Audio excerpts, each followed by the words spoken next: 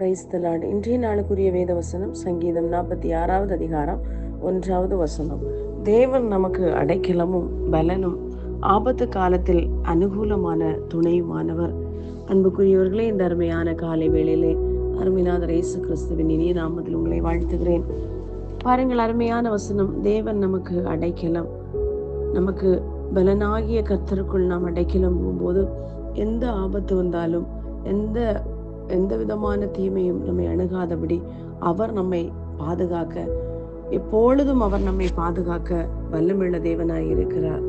ஒருவேளை மாத்திரமல்ல, எந்த ஆபத்து நேரத்திலும். ஆகையால் கர்த்தருடைய வேதம் இப்படியாய் சொல்லுகிறது, ஆபத்து காலத்திலே என்னை நோக்கி கூப்பிடு, நான் உன்னை விடுவிப்பேன், நீ என்னை மகிமைப்படுத்துவாய் என்று. எப்படியாய் அவர் நம்மை எந்த ஆபத்துக்கெல்லாம் பாதுகாக்கிறார் என்றால் அதற்கு கீழுள்ள வசனத்திலே கொடுக்கப்பட்டிருக்கிறது.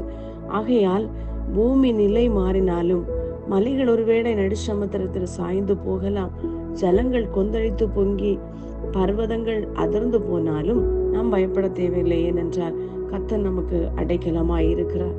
ஆகையால் தான் கர்த்தருடைய வேதம் இப்படியாய் உன்னதமான கர்த்தரை நமக்கு தாபரமாய் கொண்டாய். ஆகையால் பொல்லாப்பு உனக்கு நேரிடாது, வாதை உன் கூடாரத்தை அணுகுவதில்லை என்று சொல்லப்பட்டிருக்கிறது.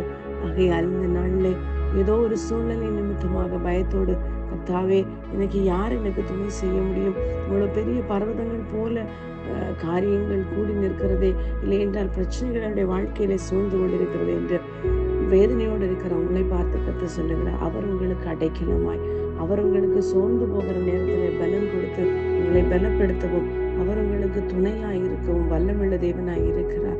நீங்களும் நானும் ஆராதிப்பது ஒரு கேட்காத, இல்லை என்றால் நாம் ஜெபிக்கும் போது நமக்கு பதில் தராத ஒரு தெய்வத்தை அல்ல, நானும் நீங்களும் ஆராதிக்கிற தேவன்.